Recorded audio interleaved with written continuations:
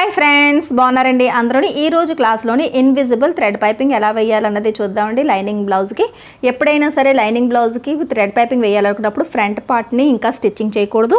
అలాగే lining blouse cutting చేసేటప్పుడు కంపల్సరీగా పాటించాల్సిన టిప్ ఏంటంటే, తర్వాత అన్నా సరే లైనింగ్ అంచు అంటే మనకి మెడ అంచు ఎలా అయితే ఉందో ఒరిజినల్ పీస్ కూడా మనకి బ్లౌజ్ పీస్ నెక్ కూడా సేమ్ అదే రకంగా ఉండాలి. అంటే ఎక్కువ మార్జిన్ తీసుకుని కటింగ్ చేయడాలు అవి చేయకూడదు. సేమ్ నెక్ షేప్ ఎలా అయితే ఉందో అలాగే ఒరిజినల్ పీస్ అంచు కూడా ఉండాలి. సరేనండి. తర్వాత లైనింగ్ని సపరేట్గా షోల్డర్ జాయింట్ చేసుకోవాలి, ఒరిజినల్ పీస్ని సపరేట్గా షోల్డర్ జాయింట్ చేసుకోవాలి. ఇప్పుడు చూద్దాం. చూడండి, ఇప్పుడు లైనింగ్ని ఇలాగా ఓపెన్ చేయండి. ఓపెన్ చేసి లైనింగ్ జాయింట్ అయిన తర్వాత మన షోల్డర్ ఎలా అయితే జాయింట్ చేస్తామో సేమ్ అదే రకంగా సపరేట్గా జాయింట్ చేసుకుంటాం. ఇప్పుడు లైనింగ్ పీసులని షోల్డర్ దగ్గర ఇలా పెట్టి మీరు ఎప్పుడు బ్లౌజ్కి ఎలా అయితే అటాచ్ చేస్తారో సేమ్ అదే రకంగా, కానీ ఒక కొలత ప్రకారంగా అంచనాగా కాకుండా ఒక కొలత ప్రకారంగా ఇంచీ టేప్తోని కొలుచుకోవాలి.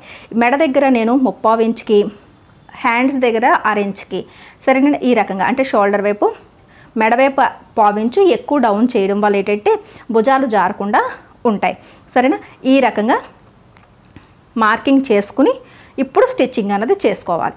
సేమ్ మార్కింగ్ ఒరిజినల్ పీస్ మీద కూడా పెట్టుకోవాలి. ఎందుకంటే మనకి సపరేట్గా జాయిన్ చేసి ఒకే దగ్గర కలుపుతాం అనమాట. కాబట్టి ఎక్కువ తక్కువ చేశారు అంటే ఒక దగ్గర మెడ లూజు టైటు అంటే ఒరిజినల్ పీస్కి లైనింగ్ పీస్కి టాలీ కుదరదు అనమాట. కాబట్టి నీట్గా ఇలా షోల్డర్ జాయింట్లు మాత్రం రెండూ కూడా పర్ఫెక్ట్గా ఒకే పొడవుని స్టిచ్చింగ్ చేసుకోండి. లైనింగ్ బ్లౌజ్కి స్టిచ్చింగ్ చేసేటప్పుడు షోల్డర్లో లైన్ గీసుకునే మనం స్టిచ్చింగ్ చేయక్కర్లేదు, అంచనాగా వెళ్ళిపోద్ది. అది ఒకే కుట్టు కాబట్టి పర్వాలేదు. ఇక్కడ మాత్రం ఇలా ఇంచీ టేప్తోని మెడవైపు ఒక 3/4 ఇంచు, హ్యాండ్స్ వైపు ఒక 1/2 ఇంచు. సరేనండి. ఇలా పెట్టి స్టిచ్చింగ్ అన్నది చేసుకోవాలి.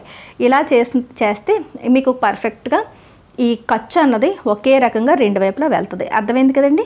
చూడండి, ఒరిజినల్ పీస్ దగ్గర మెడవైపు 3/4 ఇంచు, ఇటువైపు 1/2 ఇంచు పెట్టి తీస్తున్నాను. లేదు మీరు సమానంగా 1/2 ఇంచుకే తీస్తానంటే స్ట్రైట్గా కూడా తీసుకోవచ్చు. మీకు ఎలా అలవాటు అయితే అలాగే, కానీ రెండు ఒకేలా ఉండాలి, లైనింగ్ ఒరిజినల్ పీస్. సరేనా.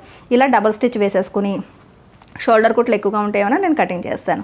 దాని తర్వాత సింగిల్ ఫుట్ అన్నది పెట్టుకోవాలి.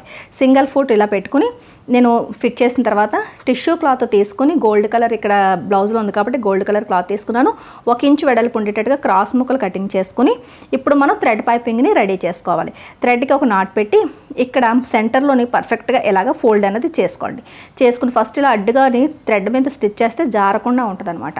ఆ తర్వాత క్లాత్కి కరెక్ట్గా సెంటర్లో పెట్టి ఇలా ఫోల్డ్ చేసుకుని థ్రెడ్ పక్క నుంచే కుట్టు పడేటట్టుగా ఈ థ్రెడ్ పైపింగ్ అన్నది రెడీ చేసుకోవాలి. నార్మల్ థ్రెడ్ పైపింగ్ అయితే అంచుకు ఒకవైపు 1/4 ఇంచు వరకు ఫోల్డ్ చేసి ఆ ఫోల్డింగ్లో థ్రెడ్ పెట్టి స్టిచ్చింగ్ చేస్తాం. ఇన్విజిబుల్ థ్రెడ్ పైపింగ్కి సెంటర్లో థ్రెడ్ పెట్టి పైపింగ్ క్లాత్ని మొత్తం ఇలా ఫోల్డ్ చేసి స్టిచ్ చేస్తాం. అదన్నా ఇదన్నా 1 ఇంచు వెడల్పునే మనకి ఈ క్లాత్ అన్నది తీసుకోవాలి. సరేనండి. ఇలా మొత్తం మీకు ఇన్విజిబుల్ థ్రెడ్ పైపింగ్ అన్నది హ్యాండ్స్కి, షేప్ బెల్ట్స్కా, లేదనుకుంటే మీరు నడుంకా, నెక్కా, ఆ బ్లౌజ్లోని ఏదన్నా ఇంకా డిజైన్స్ ఉన్నాయా, ఎక్కడెక్కడ యూస్ చేయాలనుకుంటున్నారో అంతా కూడా ఒకేసారి కొలుచుకొని అంచనాగా కొద్దిగా ఎక్కువ ఉండేటట్టుగా ఇలా థ్రెడ్ పైపింగ్ని రెడీ చేసేసుకోవాలి.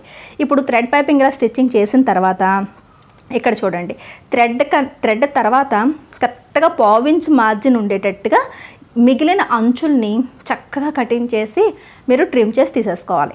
ఇలా ట్రిమ్ చేసి తీసుకోవడం వల్ల ఒక ఫినిషింగ్గా ఉంటుంది, మనకి ఖర్చులు అనేది 1/4 ఇంచు ఉంటుంది. మనకి ఈ థ్రెడ్ పైపింగ్ చూసారు కదా, రెడీమేడ్లా ఎంత అందంగా రెడీ అవుతుంది. ఇప్పుడు బ్లౌజ్ని ఇలాగా రైట్ సైడ్ వైపు ఇలా పెట్టి లైనింగ్ని ఇలా రివర్స్లో పెట్టండి. అంటే ఖర్చులు బయటికి కనిపించేటట్టు లైనింగ్వి ఇలా పెడితే అంటే రైట్ సైడ్ 2 లోపల వైపు ఉన్నాయి. సరేనా. రాంగ్ సైడ్ 2 అతుకులు పై వైపు ఉన్నాయి. ఫస్ట్ షోల్డర్ దగ్గర కుట్లు 2 ఒకదాని మీద ఒకటి పెట్టి ఇలా కలిపి 2 వైపులా ఒక పిన్ పెట్టండి. చూస్తారు కదా, షోల్డర్ కుట్లు 2 కలిపి పట్టుకుని ఇలా ఒక పిన్ అన్నది అటు ఇటు పెట్టేయండి. దాని తర్వాత ఇలా ఫ్రంట్ పార్ట్ నెక్ ఇలా కరెక్ట్గా పరుచుకుని ఇక్కడ టర్న్ తిరిగే దగ్గర ఈ వంపు దగ్గర ఇలా చక్కగా ఇక్కడ ఒక పిన్ పెట్టేయండి. సరేనా. ఇక్కడ అయింది కదా. తర్వాత బ్యాక్ సైడ్ కరెక్ట్గా బ్యాక్ సైడ్ సెంటర్ పాయింట్ ఉంది చూసారా, ఈ సెంటర్ పాయింట్ పర్ఫెక్ట్గా ఉండేటట్టు ఇలా చూసుకుంటే ఆటోమేటిక్గా సెట్ అయిపోద్ది. అటు ఇటు కూడా సెట్ అయిపోద్ది. ఇటు పిన్ పెట్టేయండి. అలాగే సెంటర్లో ఈ మధ్య భాగంలో వచ్చేసి స్ట్రైట్గా ఉన్నదారు ఒకటి, ఇటువైపు ఒకటి. మీకు ఇంకా ఇబ్బంది అనిపిస్తే ఎన్ని పిన్లైనా పెట్టుకోవచ్చు, సరేనండి. కానీ అంచుకి పెట్టకండి. ఇప్పుడు మనకి థ్రెడ్ పైపింగ్ అన్నది ఇలా జాయింట్ చేయాలి. ఇలా జాయింట్ చేయాలంటే రెండిట్లకి మధ్యలోని ఒకే కుట్టుతోని థ్రెడ్ పైపింగ్ జాయింట్ అయిపోద్ది. ఎందుకు ఈ పావించి మార్జిన్ తీసామంటే కరెక్ట్గా ఇలా రెండు అంచుల మధ్యన ఈ థ్రెడ్ పైపింగ్ అంచు కరెక్ట్గా వచ్చేటట్టు ఇలా పట్టి ఇలా పాదం దగ్గర ఇలా స్టార్ట్ చేసుకోవాలి. ఈ థ్రెడ్ పక్కనే కుట్టు పడేటట్టుగా స్టార్ట్ చేసుకుంటే ఇంకా ఆటోమేటిక్గా ఇది సింగిల్ ఫుట్ కాబట్టి థ్రెడ్ పక్కనే కుట్టు పడుతూ వచ్చేస్తుంది. చూస్తున్నారు కదా, ఈ 3 అంచులు అంటే ఒరిజినల్ పీసు, థ్రెడ్ పైపింగ్ క్లాత్, అలాగే లైనింగ్ క్లాత్ 3 కూడా అంచులు ఒకే దగ్గరకు వచ్చేటట్టు పెడతాము. థ్రెడ్ పక్కనే స్టిచ్చింగ్ చేయడం వల్ల పావించి మార్జినే వెళ్తుంది, ఎక్కువ కుట్లు అవసరం లేదు. ఒకే కుట్లోని థ్రెడ్ పైపింగ్ అన్నది చాలా సింపుల్గా అవుతుంది. అక్కడికక్కడే చూసారు కదా, ఈ 2 అంచులు ఇలా అక్కడికక్కడే తేల్చి థ్రెడ్ని లోపల పెట్టి జస్ట్ కొద్దిగా మాత్రమే ఇలా పట్టుకొని వేళ్లతో నొక్కి పెట్టి స్టిచ్ చేయండి. మళ్ళీ కొద్దిగా ఇలా పెట్టండి. ఈ రకంగా మొత్తం థ్రెడ్ పైపింగ్ అంతా కూడా స్టిచ్చింగ్ అన్నది చేసుకుంటూ వచ్చేయాలన్నమాట. థ్రెడ్ పక్కనే కుట్టు పడుతుందండి. సింగిల్ ఫుట్ మీరు యూజ్ చేశారు అంటే కనుక, డబల్ ఫుట్ యూజ్ చేస్తే కనుక పాదం ఖర్చు ఈ ఖర్చు అనేది పర్ఫెక్ట్గా రాదు. సింగిల్ ఫుట్తోనే ఈ ఇన్విజిబుల్ థ్రెడ్ పైపింగ్ అన్నది మీకు ఈజీగా వస్తుంది, సరేనండి. ఇలా అయితే కనుక మీరు ఏ మోడల్ అన్నా సరే పర్ఫెక్ట్గా స్టిచ్చింగ్ అన్నది చేయగలరు అనమాట ఇన్విజిబుల్ థ్రెడ్ పైపింగ్కి. ఇది చూసారు కదా, ఇక్కడ నుంచి ఈ రకంగా లాస్ట్ వరకు కూడా కంటిన్యూస్గా చక్కగా థ్రెడ్ పైపింగ్ అనేది వచ్చేయాలి. థ్రెడ్ పైపింగ్ మాత్రం రెడీ చేసుకునేటప్పుడు నెక్కి ఫస్ట్ నుంచి లాస్ట్ వరకు సరిపోయేటట్టు చేసుకోవాలి. ఇక్కడ అతుకులు జాయింట్లు అన్నవి కూడా సెట్ కావు, సరేనండి.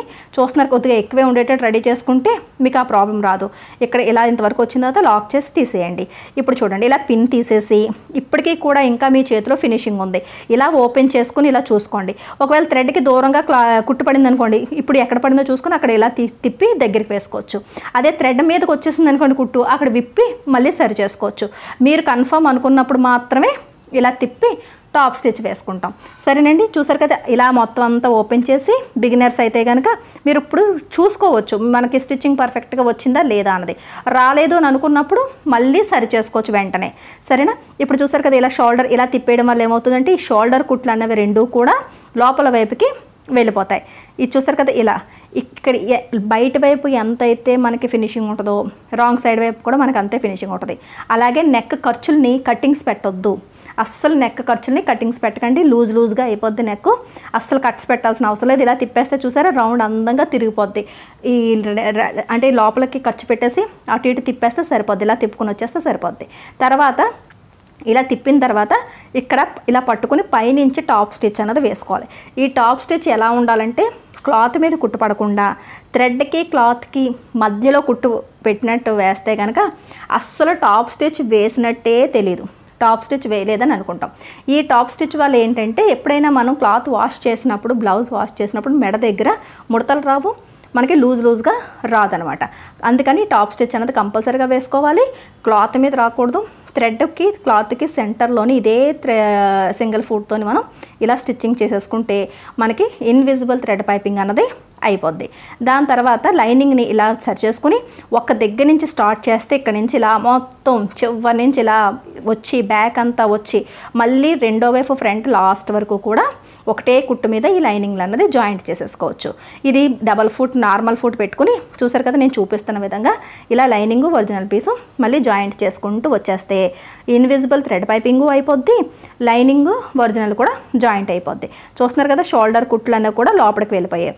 ఇది మన ఛానల్లోని పూర్తిగా ఇన్విజిబుల్ బ్లౌజ్ అన్నది చాలాసార్లు చేశానండి, చాలా వీడియోస్ అన్నవి ఉంటాయి చూడండి, సరేనా. ఇక్కడ నుంచి ఇలా బ్యాక్ సైడ్ దగ్గర నుంచి మళ్ళీ రెండో వైపు ఫ్రంట్ వరకు కూడా ఈ లైనింగ్ అన్నది ఇలాగే కంటిన్యూస్గా జాయింట్ అయిపోద్ది, సరేనండి.